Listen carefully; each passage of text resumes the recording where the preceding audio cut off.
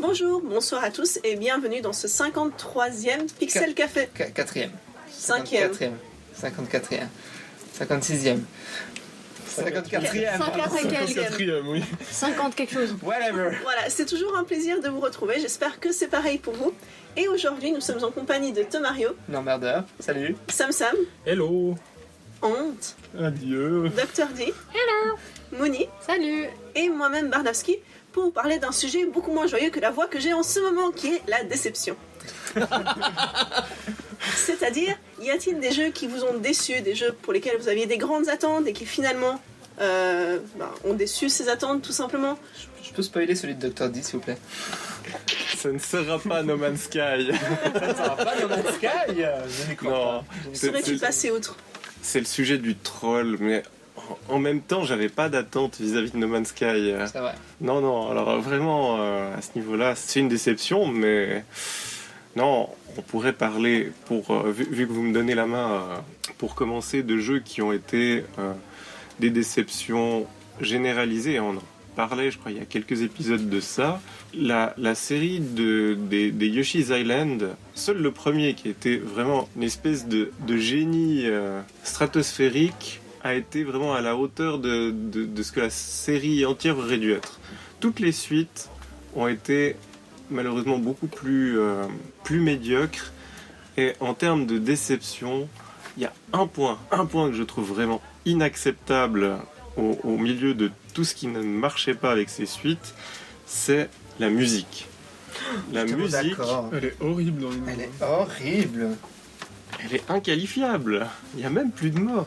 À la limite, Yoshi's Story sur Nintendo 64 était une espèce d'exercice de style. On avait le même thème joué de façon différente, ce qui le rendait extrêmement pénible à la longue d'ailleurs. Voilà, Yoshi. Tout à fait. Mais tout ce qui a suivi, Pardon. tout ce qui a suivi, ça a été un peu les Lost Levels de Yoshi's Island premier du nom, sur fond de musique qui n'entraînait pas le joueur plus loin. Ouais, c'était vraiment mort. Mais c'est vrai que c'est drôle parce que c'était le premier truc que je me suis rendu compte en jouant au premier Yoshi, au deuxième Yoshi, justement, le Yoshi Island DS, qui était pas trop mal encore. Il était faisable.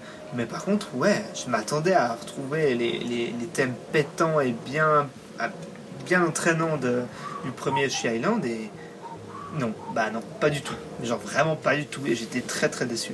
Ouais, moi, une série de jeux qui m'a vraiment déçue. Enfin, j'attendais beaucoup, mais je continue à y jouer à chaque fois que je les attends et tout, mais au final, je suis toujours un peu déçue. C'est les Assassin's Creed. Ouais, j'étais sûr.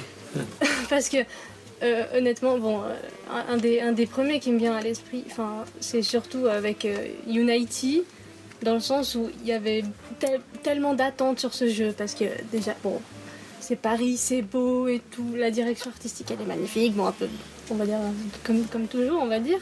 Sauf que les bugs improbables, mais il y en avait tellement. Il y avait les bugs des gens qui tombaient du toit, les bugs où il n'y avait plus la peau sur les personnages et du coup on voyait toute leur membrane. Bon, c'était horrible, donc déjà une immersion, merci, voilà, ça casse un peu le truc. Puis aussi, personnellement, il y avait un aspect que j'ai pas vraiment aimé dans Unity, c'est que le système d'armure, avoir des armures différentes, franchement, il était sympa, mais le problème, c'est que si vous voulez avoir du bon stuff, faut jouer en multi, et le mode multi, il était vraiment pas ouf dans Unity, et du coup, ça casse un peu le truc. On joue, on se dit ouais, je vais essayer de farmer pour avoir les meilleures armures possibles, et au final, on se retrouve à devoir jouer en multi, et voilà quoi, pas tout le monde veut y jouer en multi, donc ça casse un peu le truc. Puis en règle générale, dans les Assassin's Creed, il y a un truc qui m'énerve quand même beaucoup, c'est c'est jusqu'au 3, il y avait toute l'histoire avec Desmond, et à la fin du 3, adieu, parti. Voilà, exactement, il n'y a plus rien du tout, ça fait je sais plus combien d'épisodes qu'on attend un truc, il se passe rien. Desmond, on sait pas où il est, il se passe rien du tout, on sait pas ce qu'il s'est... Bref, on comprendra jamais. Et aussi, une des plus grosses déceptions, c'est le 2.1, le Assassin's Creed Brotherhood. Ouais, c'était assez pourri. Enfin, honnêtement, le 2 était génial. J'ai adoré le 2, franchement. Et juste après, celui-là, il était tellement décevant. Déjà, C'est vrai, ça? Oh, moi, C'est l'opinion populaire, ça? bah, moi, en tout cas, il m'a vraiment Ok. C'est beaucoup... une opinion assez populaire en plus. Ah oui, ok, Ouais. non, je sais pas, de Alors, mémoire. J'ai joué à aucun des, voilà, à part le premier, mais j'avais l'impression que le Brotherhood était beaucoup aimé en fait. Mais... Non, c'est le 2 en fait. C'est genre, Ouais. un il est pas mal, le 2 c'est genre Le l'apothéose, deux, il est le truc génial. monstrueusement génial, et puis ensuite tout le reste c'est de la même. Le 2.1, 2.2, ils sont vraiment pas bien. Il Ok, paraît ok. que même le 2.2, il est plus bas que le 2.1. Ok, ok. Mais c'était vraiment décevant. Et surtout, un aspect en tout cas que j'ai trouvé décevant, c'est dans le 2, dans Assassin's Creed, le deuxième. Il y a, vous pouvez aller à Florence, à Venise, à Forlì. Enfin, il y a une multitude de villes en fait, puis elles sont très différentes les unes des autres. Alors que quand on arrive dans le 2.1, oui bon, ça reste dans le même thème un peu de la Renaissance italienne. Et dans Brotherhood, en fait, on est juste, enfin, à part quelques missions, sinon on est à Rome. Ça passe que à Rome. C'est très joli Rome, oui, c'est très bien fait. Mais on voudrait avoir un truc en plus. Et c'est toujours ça. Le truc en plus manque. Voilà. Mais ouais, juste aussi une parenthèse sur Unity, moi qui m'avait aussi pas mal déçu. Enfin, c'est-à-dire qu'ils te vendent soi-disant Paris tout bien refait, tout bien modélisé, sauf que tu te rends compte que très rapidement, tu as les mêmes 20 bâtiments qui Ouais, se répètent c'est tout le ça, temps, tu as les mêmes églises qui se répètent tout le temps, et puis finalement, tu as un petit peu agencé différemment des autres bâtiments. Enfin, de nouveau, ils nous font extrêmement monter la hype avec soi-disant on va vous faire Paris. D'ailleurs, ils ont fait très bien sur quelques bâtiments. D'ailleurs, vous aussi, vous connaissez peut-être un peu le Louvre, vous verrez qu'il manque quelques parties quand même. ils l'ont un petit peu rapetissé, mais dans l'absolu, ils trichent complètement, et puis c'est pas si impressionnant que ça, c'est même assez Ouais, c'est ça. décevant. C'est oh tiens, Notre-Dame. Après on va dans une série de couloirs, enfin de rues. Oh tiens, le Louvre. Oh tiens, non, je sais plus quoi. Bref, voilà.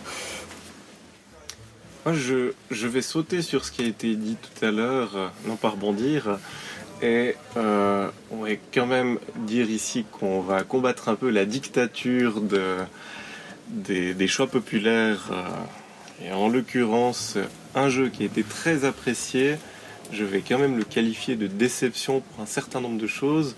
Je veux parler de Metal Gear Solid 5 de Phantom Pain pour une raison bête et méchante, c'est que ce jeu pratique ce qu'on peut appeler la technique de la sucette. C'est-à-dire que le début est absolument excellent, mais malheureusement, voilà, le principe est simple. Avec un début qui vous attire, on vous fait monter dans le camion, et une fois dedans, vous voyez qu'il y a un problème. Oui, alors, il faut citer nos références, ça c'était le joueur du grenier. Toujours est-il que ce jeu, en quoi est-ce qu'il est décevant? En deux choses en particulier. Il est génial au niveau de sa logique de monde ouvert. Par contre, le scénario s'épuise et est coupé quasiment à la moitié. C'est un jeu qui se veut en 2 actes, mais finalement l'histoire se termine littéralement à la fin du premier. Le deuxième, c'est que du remplissage. Et ce qui est absolument détestable déjà de ce point de vue-là, c'est que finalement on a deux univers relativement ouverts, mais cet effet de monde ouvert va rester assez limité. On sent qu'il y aurait eu l'envie et l'intention de créer plus d'environnements dans lesquels faire évoluer le héros. Et ce qui est encore plus détestable, et je pense, du coup il faudrait vraiment qu'on consacre un prochain épisode à ça, le méchant est absolument insipide. On ne sait rien sur lui, on ne comprend pas ses motivations, et il meurt de façon complètement honteuse par rapport à la tradition qu'on a de baston classique contre le boss final, où contrairement à tout ce qu'on a d'autres boss avant, on a des duels épiques avec des armes des fois de malades contre des tanks, voire des armes nucléaires bipèdes ou que sais-je.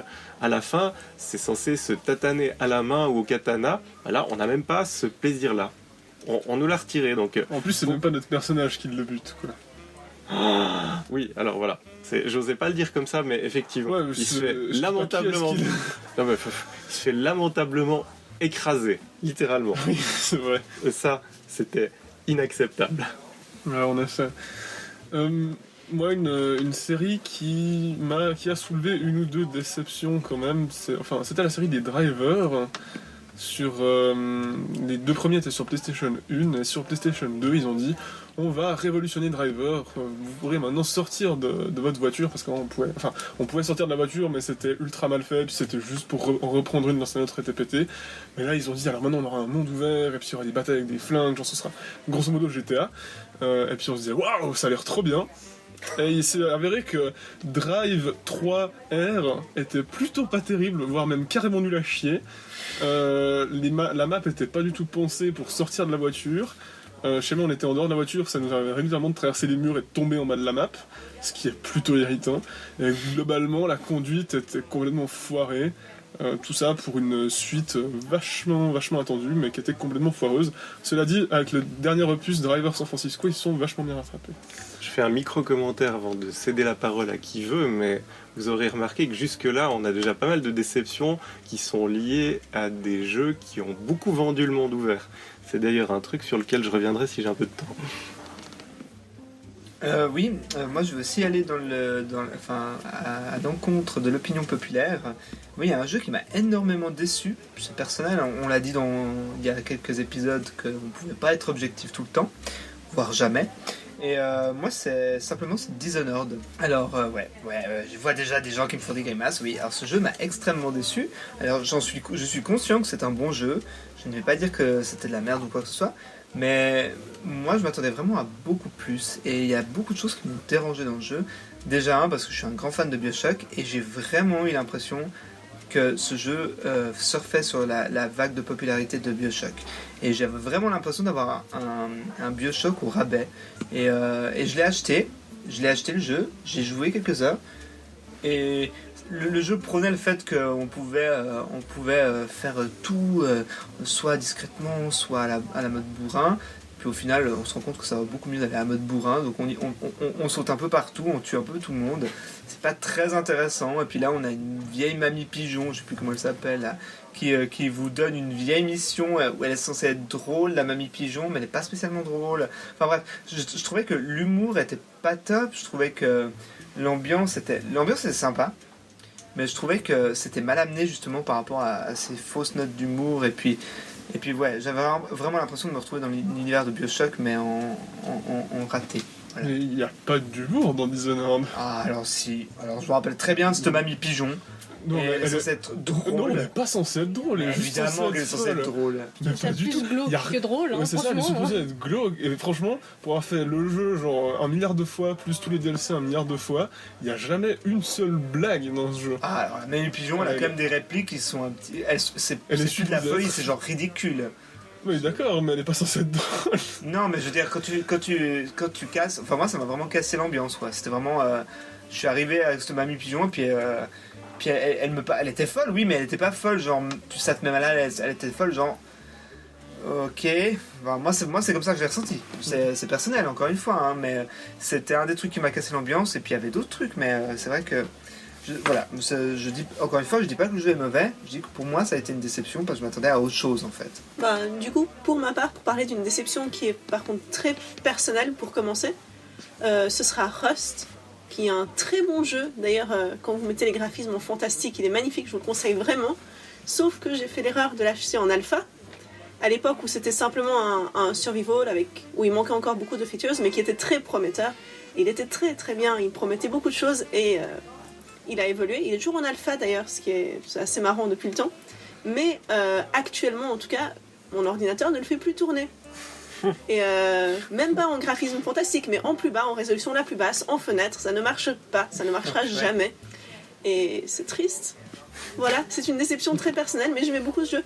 D'autant plus qu'il me semble, mais là c'est à nouveau très personnel, que c'est passé beaucoup plus du côté Battle Royale. Ouais. Mais après, on peut toujours trouver des serveurs qui ne le font pas. Mais c'était une petite déception, parce que du coup, c'est moins ce que je recherchais dans ce jeu. Je préfère le côté survival, mais après, il y en a d'autres. Moi, j'ai eu à peu près la même chose. Maintenant, les serveurs, c'est surtout tu spawns avec des flingues, tu tues d'autres. Voilà. Bon, ok, mais... Et il me semble, du coup, j'ai regardé quelqu'un d'autre jouer. Et j'ai vu que tu spawnais aussi avec beaucoup plus de choses qu'avant. Tu spawnais avec des blueprints, aussi des choses comme ça, alors qu'à la base, tu commençais avec vraiment rien du tout. Donc c'est dommage, voilà. Mais c'est très personnel. Et du coup, pour quelque chose qui est peut-être un peu plus général et qui est peut-être plus partagé aussi, ma déception a été relativement au MMO ces dernières années. Puisque les MMO, il me semble en tout cas, ont moins la cote qu'ils ont pu l'avoir. Ça marche toujours pas. Peu importe. Ils ont pu avoir. Ils ont moins la cote qu'il y a quelques années, qu'il y a disons 7 à 10 ans. Et c'est dommage, du coup ma première déception ça avait été WoW, vu qu'au moment où j'ai enfin pu me payer un abonnement et ne pas regarder d'autres personnes jouer, et ben le jeu était devenu beaucoup plus casual. C'est-à-dire qu'on vous dit simplement regardez, voilà la map, voilà un chemin qui vous montre où vous devez aller, voilà ce que vous devez faire, voilà maintenant suivez ces flèches, allez faire ça. Et du coup on perdait vraiment quelque chose en jeu et c'était dommage. Du coup, vas-y. Oui, mais je trouve ça très intéressant parce qu'effectivement, moi, c'est un exemple sur lequel j'avais aussi l'intention d'aller. Moi, j'ai eu l'occasion de jouer à WoW à partir de Wrath of the Lich King, et puis aussi beaucoup de déceptions après dans certaines extensions. Je suis pas le seul, c'est très sûr. Mais c'était pas vraiment là-dessus que j'avais envie de rebondir, c'était plutôt sur l'aspect de la narration. Moi, c'est toujours quelque chose que j'ai adoré chez Blizzard. J'ai beaucoup joué aux jeux Blizzard quand j'étais jeune. À Warcraft 3, enfin d'abord aux deux même, Warcraft 3, etc., Starcraft et Diablo et compagnie. C'est des jeux que j'ai beaucoup aimé les univers qu'ils ont développés, les narrations qu'ils ont mis, et j'ai eu beaucoup de mal avec la troisième génération de jeux vidéo qu'ils ont amené. Et notamment WoW m'a énormément déçu en termes de narration. Je trouvais que l'univers absolument exceptionnel qu'ils avaient réussi à développer dans Warcraft 2 et 3 a été complètement ruiné par, je trouve, un lore très approximatif où on revient sur le passé mais on fait pas vraiment de neuf et finalement on n'arrive à rien, on n'avance pas dans l'univers et c'est décevant. Quelque chose qui m'est aussi arrivé avec Diablo 3 que j'ai trouvé qui maîtrise très bien le gameplay mais qui va pas tellement plus loin que le 2 et puis finalement qui au niveau de la narration est très décevant, il n'avance pas du tout, etc. Ouais, alors moi je voulais pas du tout rebondir sur quoi que ce soit. Je vais juste citer mon deuxième exemple de jeu que j'avais mis vraiment pour moi qui est la plus grosse déception je pense de ma vie de vidéoludique. On n'est pas très fort en français ce soir, hein. C'est pas grave, on a des excuses. Bref, c'était le 13e épisode d'une série ultra populaire et ultra incroyable qui est Final Fantasy. Et, le couloir. Et le couloir, voilà. Non mais à part ça, j'arrive pas à comprendre comment on peut défendre ce jeu. Parce que c'est vraiment... C'est même pas un couloir, parce qu'un couloir, à la limite, vous pouvez revenir en arrière. C'est un escalator. Ouais, mais alors qui descend, enfin, c'est une chute. C'est un toboggan. C'est vraiment une chute, c'est un puits. Ce jeu est un puits, vous avez qu'une seule possibilité, c'est tomber tout le temps. Enfin, en gros... Alors, j'ai trouvé l'histoire très mauvaise, mais bon, c'est pas le premier Final Fantasy qui a une histoire boiteuse, mais non, vraiment, vous avancez dans un couloir tout le long du jeu, et vous avez rien à faire à part battre des boss, battre des ennemis, voir une cutscene, battre un boss, battre un ennemi, voir une cutscene. Puis à un moment donné, on vous vend le fait qu'au bout de genre 20 heures de jeu, alors chez moi ça a déjà pris 30, alors je sais pas comment les gens font pour calculer, peut-être c'est moi qui joue trop lentement, j'en sais rien. Bref, au bout de 20 heures de jeu, il paraît que le jeu devient super ouvert et tout, puis en fait vous embarquez dans une plaine où il n'y a rien à faire. Mais en effet, on peut, là, cette fois-ci, enfin, on peut aller dans toutes les directions, jusqu'à ce que vous retrouviez la sortie de cette plaine, qui vous ramène dans un couloir. Mhm. Et c'était d'un ennui, mais mortel. Tu me l'as enlevé de la bouche parce que c'est vrai que j'allais parler soit de ce Final Fantasy, soit du 12. Mais effectivement, on peut dire qu'ils se foutent ouvertement de la gueule. Comme quoi, le monde ouvert n'est pas toujours un problème. C'est ce que j'allais dire. Mais j'avoue que le 12 a aussi été en soi une déception. Et je pense la plus grosse de mes années de joueur de RPG, précisément parce que ça a arrêté d'être Square. Ouais. C'est devenu NX. Et ça se sentait, c'était plus Final Fantasy. Des bons RPG, mais pas des Final. Moi, niveau déception, alors bizarrement, c'est que des Ubisoft, hein. Bizarrement, hein. Parce qu'il y a encore deux, très court, mais il y a encore deux jeux qui m'ont vraiment déçu. C'est déjà, enfin, sur certains aspects, Watch Dogs 2, le multijoueur, c'est tout le temps les mêmes missions en fait. Tout le temps. Du genre... c'est la même mission, sauf que, alors d'un côté, c'est des méchants mexicains qui font du trafic de je sais pas quoi, et de l'autre côté, c'est la police qui fait du trafic de je sais pas quoi. Bref, ok. Et aussi, un autre jeu Ubi, c'est donc l'histoire de For Honor. En fait, il y en a même pas. Voilà. Il y en a pas, voilà, c'est tout. Si, il y en a une. Ouais. Elle est nulle. Voilà. Ben, du coup, je pense qu'on va s'arrêter gentiment là pour la déception. Merci à tous de nous avoir suivis. Merci à Tomario, Sam, Honte, Dr. D et Mouni de nous avoir partagé, et moi-même aussi. Merci. Merci, moi. Oui, alors vraiment, grammaticalement, il y a des gros problèmes. Enfin, voilà. D'avoir partagé vos expériences sur la déception. Et du coup, puisqu'on parle de déception, comme mot de la fin, je citerai les dauphins qui, en quittant la Terre, nous disaient « Salut, salut et merci bien pour le poisson. Au revoir !» Bye.